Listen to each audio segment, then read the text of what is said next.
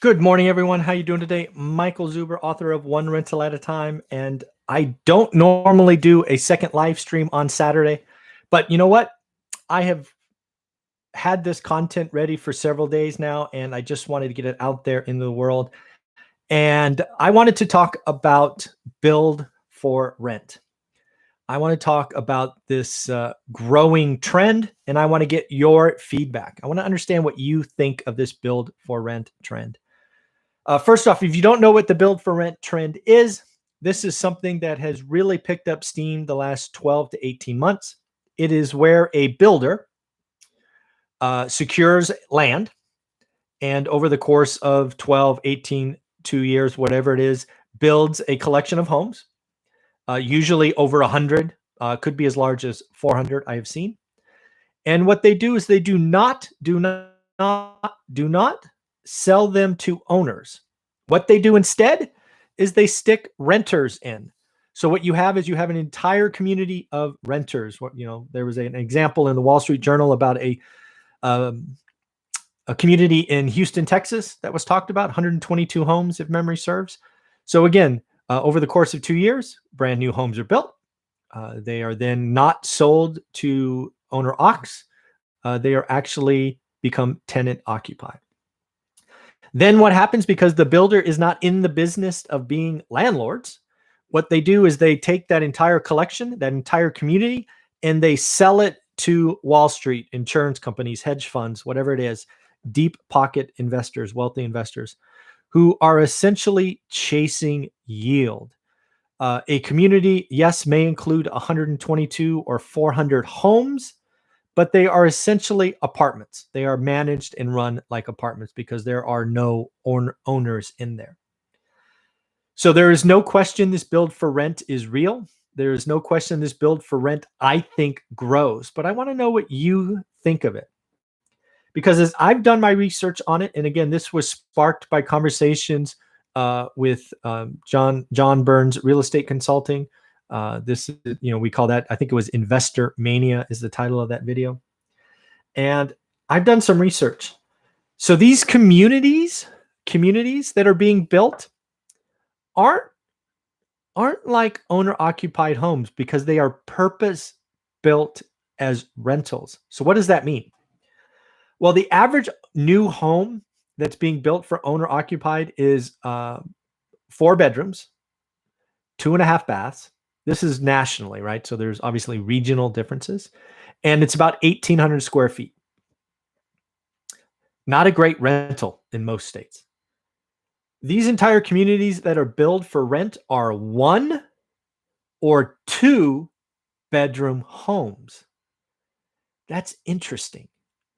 One thing I know for sure is we need to figure out affordable housing, right? Affordable housing is a problem. So it is interesting that these rental communities are smaller footprints, 1 and 2 bedrooms, but yet they are individual single family homes. So they have their backyards, front yards, likely a garage. So it's interesting that they are designed very different, which makes sense. You're going to shrink the footprint. You're going to maximize the units. You're going to put in product that lives, the standard of time, right? Because again, it's rents, not owners. So I think it's interesting that the footprint gets smaller. Maybe makes it easier for affordable homes. Next, my research indicates that currently build for rent, right, purpose built, is 6% of capacity of national builders. I suspect that's about to double or triple.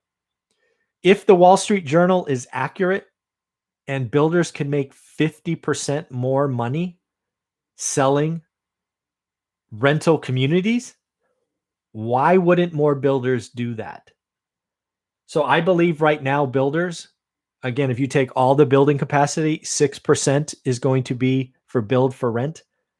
I think that could be 20% very, very quickly.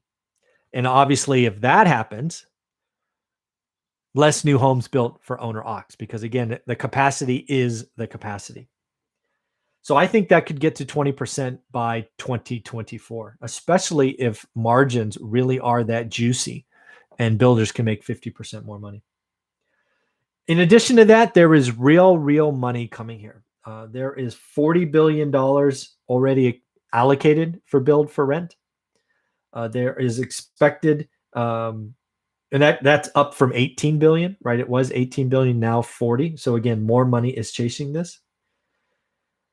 But where I go with this is, this renter nation concept that's out there. I generally think renter nation as an idea kind of goes against what I believe, right? You can have your American dream is whatever you want it to be. History says a lot of folks, the American dream is owning a home. And I'm not willing to say that is stopped. But I wonder if this build for rent idea and giving people homes versus apartments, I wonder if that pushes, renter nation. I don't know. And then the last thing that I discovered in this build for rent is, frankly, not everyone wants to own. Yes, the American dream, as I just said, might be home ownership, but that's not for everybody. That's just not for everybody. And that's totally okay. The research that I found had 35% of renters never want to own. That's a meaningful number, right? 30, that's like 1 in 3. That's a little bit more than 1 in 3 people that are renting never want to own.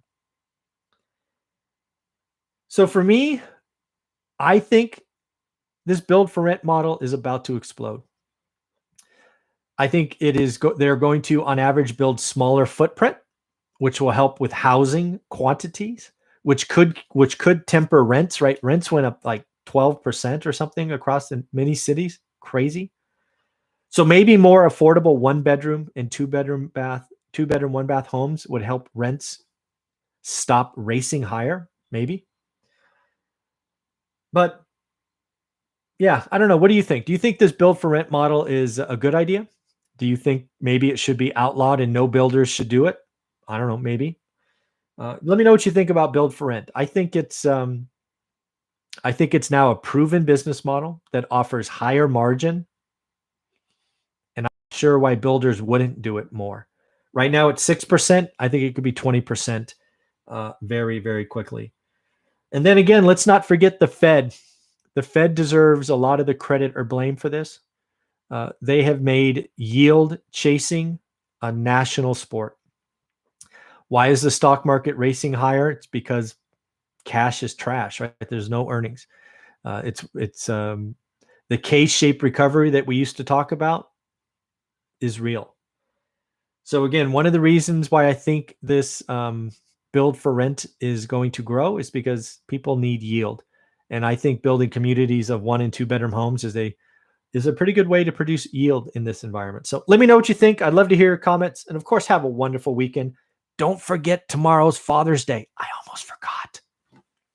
Oops. Bye.